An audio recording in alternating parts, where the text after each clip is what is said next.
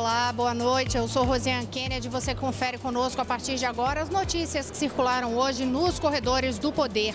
Governo Jair Bolsonaro deve ter super Ministério da Economia. Reforma da Previdência volta a ser discutida aqui na Câmara dos Deputados. Os detalhes você confere com a gente a partir de agora, aqui diretamente de Brasília, pela TV Brasil, pela Rádio Nacional e emissoras públicas de todo o país.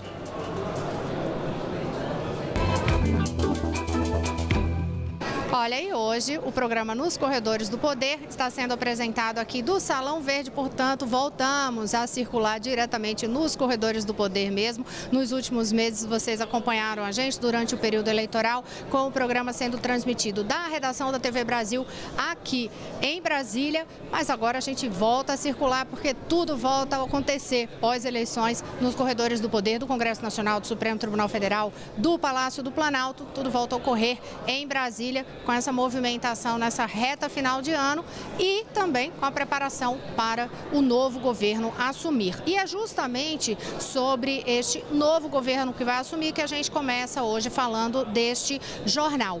O presidente eleito, Jair Bolsonaro, ele fez hoje a primeira reunião de trabalho do novo governo. A gente lembra que havia uma expectativa de que ele viesse para Brasília ainda esta semana, mas aí ontem mesmo o nosso repórter Maurício de Almeida, da TV Brasil no Rio de Janeiro, ele falou que já tinha sido mudada essa agenda e que Bolsonaro deixou para vir para cá somente na semana que vem. E aí esta reunião hoje, que é a primeira reunião de trabalho do novo governo, foi realizada lá no Rio de Janeiro. Aliás, continua ocorrendo. Uma reunião que está sendo feita na residência do empresário Paulo Marinho. Pessoas próximas, mais próximas ali de Jair Bolsonaro, participam. Por exemplo, o deputado federal Onyx Lorenzoni, que já foi confirmado por Jair Bolsonaro como o novo, o futuro ministro da Casa Civil. Está ali também Paulo Guedes, o economista, que já foi convidado e deve assumir o Ministério da Fazenda, além de outros nomes, como o do filho de Bolsonaro, vice-presidente do PSL, Gustavo Bibiano. E em relação a esta reunião de hoje, o foco de fato é economia. É um dos principais assuntos da pauta nesse momento de preparar a transição do governo. Mas quem vai detalhar para a gente o que foi o foco de fato da discussão por lá é Maurício de Almeida, que está na frente aí da residência onde estão ocorrendo essas reuniões, né, Maurício? Boa noite. Olá, boa noite, Rosiane. Foi uma reunião que durou praticamente o dia todo, atualizando a informação. Essa reunião terminou agora no fim da tarde, aproximadamente uma meia hora. Terminou esse encontro, que foi a primeira reunião política do presidente eleito Jair Bolsonaro com seus aliados mais próximos, que estiveram ao lado dele durante toda a campanha. Paulo Guedes, que é apontado como futuro ministro da Economia, conversou com os jornalistas e anunciou a criação de um super Ministério da Economia, que vai englobar a Fazenda, o Planejamento, a Indústria e o Comércio. Segundo Paulo Guedes, esse super Ministério vai facilitar a política econômica do governo e facilitar ações para a retomada do crescimento da indústria aqui no Brasil.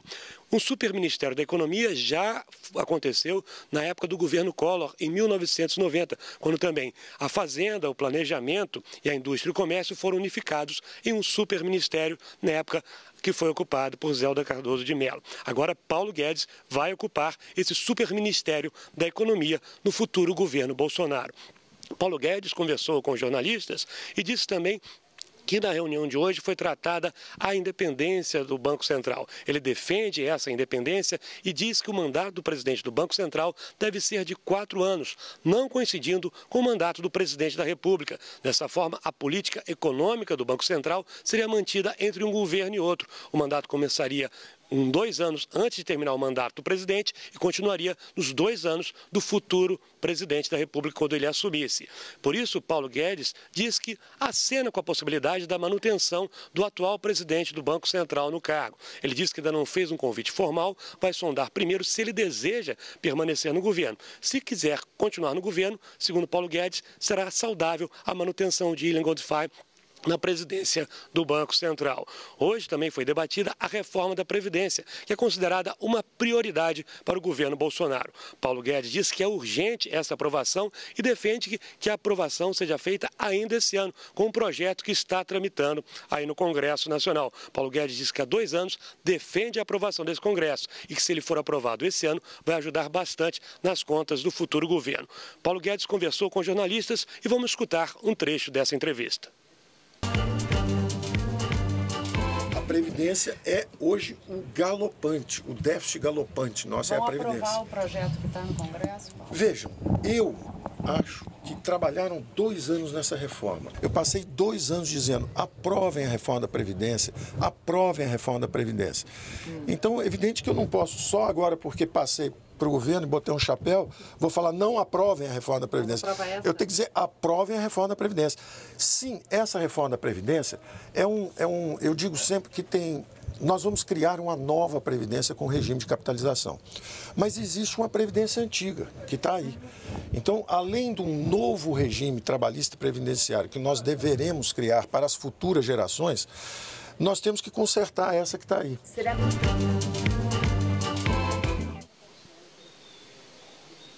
Pois é, amanhã as reuniões vão continuar acontecendo aqui no Rio de Janeiro. Nesse momento, Jair Bolsonaro já voltou para casa na Barra da Tijuca, na zona oeste da cidade. Rosiane.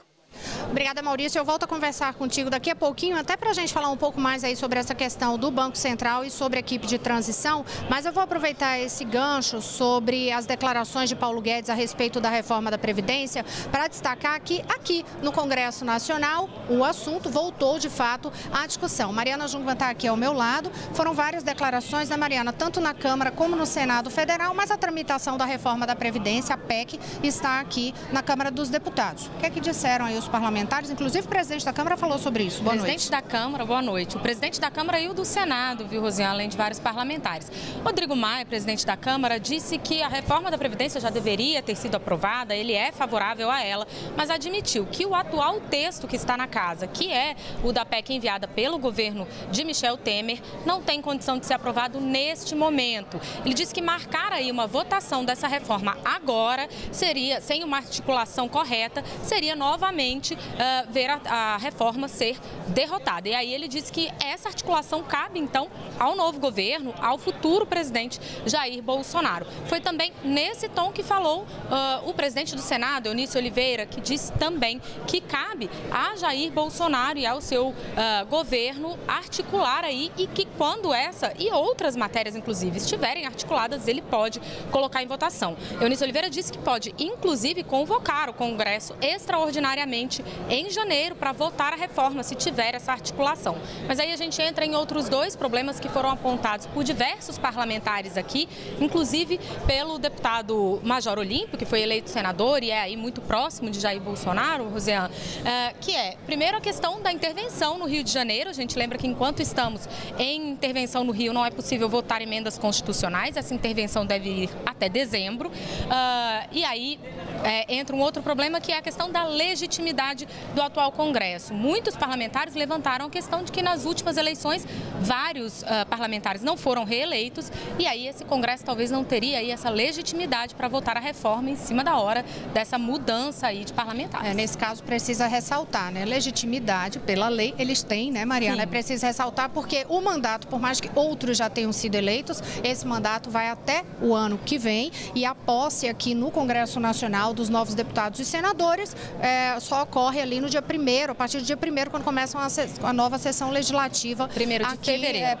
Perdão, 1º de fevereiro. Então é quando ocorre isso, porque se fosse considerado dessa forma, apesar de o tema ser muito polêmico, nada mais poderia ser votado aqui, então é comum que haja esse tipo de reclamação, mas em termos de legitimidade, sim, o Congresso Nacional tem legitimidade, é preciso deixar claro que essas pessoas ainda estão no exercício de seus mandatos. Eu volto a conversar com Maurício de Almeida, lá no Rio de Janeiro. Maurício, primeiro para a gente falar mais um pouquinho aí sobre essa questão do Banco Central. Como você ressaltou, Paulo Guedes deu entrevista e falou sobre o assunto, falou tanto dessa questão da independência, como também sobre o nome, né, do Banco Central. Sim, isso mesmo, Rosiane. Ele falou a importância de manter essa independência, a importância de manter uma política econômica para evitar sobressaltos entre um governo e outro. Por isso, ele considera importante esse mandato de 4 anos para o presidente do Banco Central, sendo que o presidente eleito não poderia modificar o nome do presidente do Banco Central. Segundo Paulo Guedes, isso vai trazer mais segurança para o processo econômico, evitando aquela especulação que sempre acontece numa mudança de governo. E com isso, a moeda brasileira ficaria mais preservada, como toda a economia. Vamos escutar, então, mais um trecho dessa entrevista de Paulo Guedes, que é apontado como futuro ministro desse superministério da Economia no governo Jair Bolsonaro. Vamos ouvir. É a última vez que vai existir essa incerteza durante uma eleição. Daqui para frente, como nós vamos aprovar a independência do Banco Central, nós saberemos que essa fonte de incerteza será eliminada. Essa é a última transição que tem essa incerteza. As outras todas já virão no novo regime. Nós vamos aprovar um projeto de Banco Central independente. E a essência desse projeto os mandatos são não coincidentes. Os mandatos são não coincidentes. Então vai da metade do mandato até o outro. Falando sobre essa composição do Ministério, temos Paulo Guedes, indicado para o Ministério da Economia, Onyx Lorenzoni, que é indicado para chefe da Casa Civil. E hoje, Onyx Lorenzoni também participou aqui da reunião com Jair Bolsonaro. E na saída do encontro, anunciou a fusão de um outro ministério, de Meio Ambiente com Agricultura. O nome do futuro ministro desse ministério englobado de Meio Ambiente e Agricultura ainda não foi revelado. Outros nomes de prováveis futuros ministros são do general Heleno para a Defesa e do astronauta Marcos Pontes para a Ciência e Tecnologia. Hoje, na saída do encontro, Gustavo Bebiano, que é vice-presidente do partido de Jair Bolsonaro, voltou a afirmar que a intenção é reduzir drasticamente o número de ministérios. Atualmente são 29 ministérios e no futuro governo esse número deve girar entre 15 e 16 ministérios. Vamos ouvir um trecho da entrevista de Gustavo Bebiano. Desenhado ali o desenho do governo, como vai ser, estudando alguns nomes para os ministérios, composição da equipe, vai trabalhar dentro do Palácio, só isso. E prioridade é a conclusão da montagem da equipe. Já saiu os ministros, nomes de ministros. Quantos ministérios se sabem os nomes? Em torno de 15, mais ou menos. E na semana que vem, o Gabinete de Transição começa a trabalhar oficialmente em Brasília, no Centro Cultural Banco do Brasil. O Jair Bolsonaro tem o direito de indicar 50 pessoas para fazer parte desse gabinete de transição. São cargos comissionados, ou seja, vão receber salários. Por isso, numa questão de economia, Jair Bolsonaro disse que não pretende preencher essas 50 vagas. Um salário no gabinete de transição pode chegar a R$ 16.500. Bolsonaro acredita que pode fazer um gabinete de transição com menos pessoas trabalhando e, com isso, já começando a economizar para o próximo governo. Jair Bolsonaro deve ir para Brasília na próxima terça-feira, onde vai participar oficialmente da primeira reunião do gabinete de transição. Até lá, ficará por conta dos seus aliados e de Onyx Lorenzoni, que está fazendo toda essa articulação política, desde a época da campanha, agora trabalhando na transição para o futuro governo. Uma outra notícia é que Jair Bolsonaro pretende ir para Brasília num voo comercial, um voo comum de carreira, não querendo utilizar um voo fretado. Seria também uma medida para economizar gastos. Mas aí vai depender se a Polícia Federal vai autorizar que um presidente eleito voe num voo comercial, correndo algum risco a bordo nessa viagem, uma viagem comum. Isso vai depender da Polícia Federal, mas Jair Bolsonaro disse que quer embarcar no avião comercial semana que vem para fazer sua primeira reunião em Brasília. Rosiane. Obrigada, Maurício. Até porque já tem todo um esquema diferenciado por ele ser o presidente eleito. Na campanha já tinha, principalmente depois do atentado que Jair Bolsonaro sofreu, quando foi esfaqueado lá no dia 6 de setembro, durante ato de campanha, no interior de Minas Gerais, em Juiz de Fora. Então a gente sabe que tem todo um esquema de segurança reforçado e uma preocupação bem específica neste momento. Sabe que aí, uma curiosidade aqui de bastidores, voltando a contar os bastidores nos corredores do poder, aqui na Câmara dos Deputados hoje até se falava sobre isso quando a gente conversava com as pessoas aqui no Salão Verde. A dúvida se ele virá também para a Câmara dos Deputados, ele é deputado federal, já que na Câmara dos Deputados o controle de segurança é feito pela Polícia Legislativa e tem um acesso muito mais amplo às pessoas aqui no Congresso Nacional. Então isso foi uma questão que foi levantada aqui no Salão Verde e a expectativa é sobre o que vai dizer Jair Bolsonaro, por exemplo, se vai pedir alguma licença do mandato de deputado federal. Não houve nenhuma manifestação dele ainda a respeito disso, mas isso foi um assunto que foi tocado hoje. A respeito da equipe de transição, que Maurício de Almeida ressaltou que Jair Bolsonaro pretende nem nomear os 50 cargos a que ele tem direito, e sobre o salário, esses salários, Maurício já disse que pode passar aí de R$16 mil.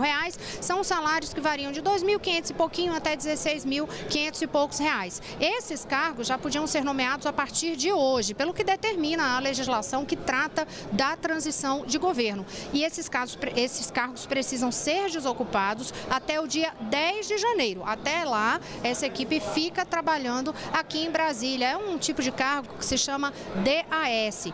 A coordenação desta transição da parte do governo Michel Temer está sendo feita pelo ministro da Casa Civil, Eliseu Padilha. Eu conversei com ele ontem, a gente trouxe aqui parte desta entrevista exclusiva que eu fiz com Padilha, e ele fez uma observação específica de que há sim toda uma intenção e preocupação do governo Temer de garantir absoluta transparência no repasse desses dados, de entregar tudo que tem disponível de apresentação de dados para o futuro governo e tudo que for solicitado por eles, até disso, para que o Brasil continue andando, para que as coisas não parem. Então isso está sendo feito e todos os relatórios estão sendo repassados. O presidente eleito, Jair Bolsonaro, ele ontem já agradeceu, inclusive, esse apoio do governo Michel Temer neste momento de transição e ressaltou que essa transição vai ser feita com tranquilidade. Foi declaração dada por Jair Bolsonaro. Sobre outro ponto que Maurício de Almeida tocou, que é a questão do enxugamento da máquina pública. Ontem Jair Bolsonaro concedeu algumas entrevistas para emissoras de televisão e este ponto de enxugamento da máquina, ele voltou a falar disso. Ressaltou que eram estarrecedores os números apresentados, por exemplo, sobre o tamanho da máquina, sobre a questão do número de servidores públicos, né, e dos gastos que ocorrem na máquina pública. Confira um trecho do que ele disse nessa entrevista à TV Record. Alguns dados são estarrecedores, né? Quantidade de funcionários de algumas estatais, certas despesas, certas estatais que são deficitárias, serve apenas como cabide de desemprego. Nós não vamos fazer nenhuma maldade com o servidor público e nem vamos simplesmente desfazer desse nosso capital sem muita responsabilidade. Eu tenho certeza que todos do mercado e até do povo ficará satisfeito positivamente da forma como trataremos essas questões inerentes ao governo federal.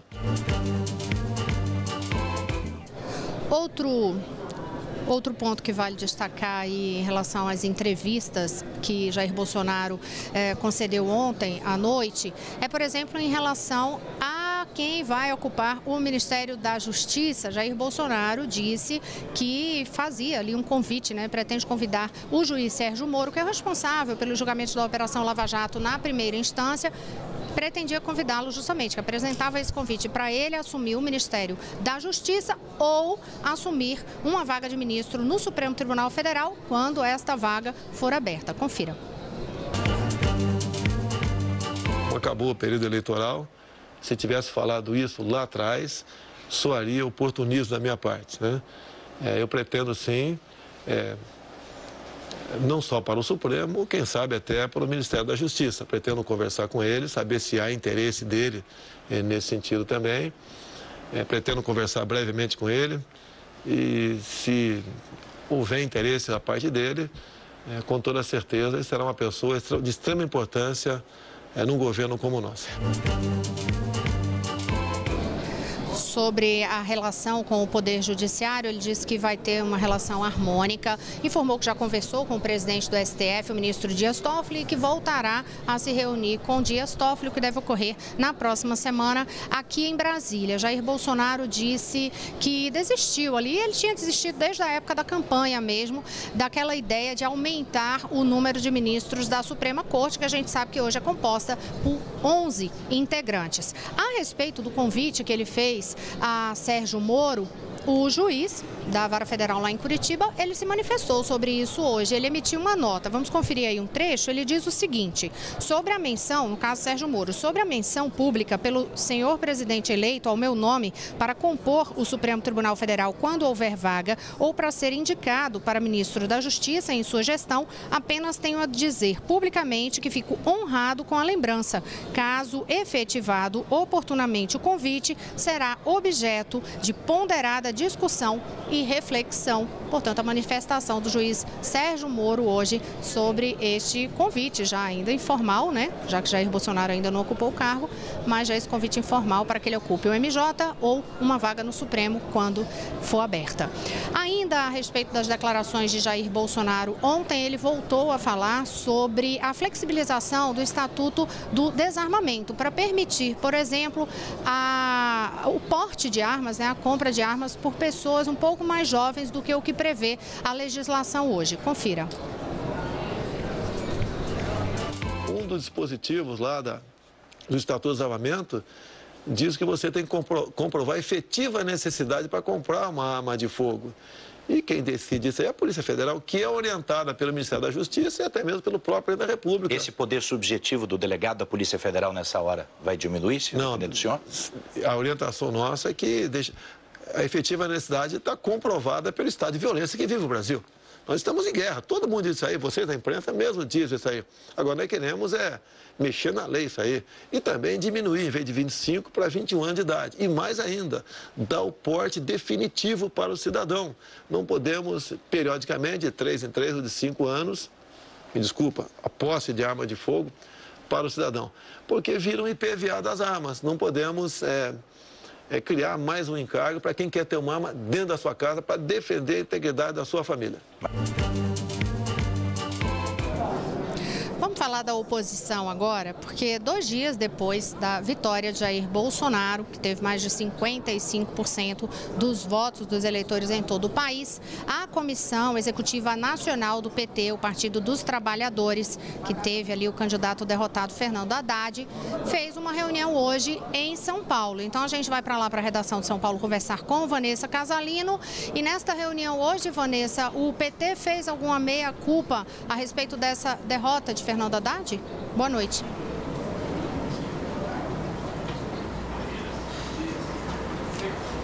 Oi, Rosiane, boa noite para você, boa noite a todos. Não. Ao contrário, o candidato derrotado à presidência, Fernando Haddad, foi lançado na reunião da executiva como a principal liderança de uma frente de oposição ao governo de Jair Bolsonaro, que o PT pretende formar. Participaram do encontro Fernando Haddad, a ex-presidente Dilma Rousseff e a presidente nacional do PT, Gleisi Hoffmann. Gleisi disse que o objetivo do PT agora é construir essa frente, reunindo diversos partidos à esquerda e ao centro em defesa de direitos e da democracia. Acompanhe. O Fernando Haddad, no nosso entender, tem um papel muito importante e relevante nesse processo, que é um papel maior que o PT, porque ele sai depositário da esperança e da luta do povo pela democracia, de diversos setores da sociedade. E o PT dará todas as condições para que Fernando Haddad possa exercer esse papel de articulador, junto com outras lideranças sociais e outras lideranças de partidos políticos, para consolidar essa frente de resistência.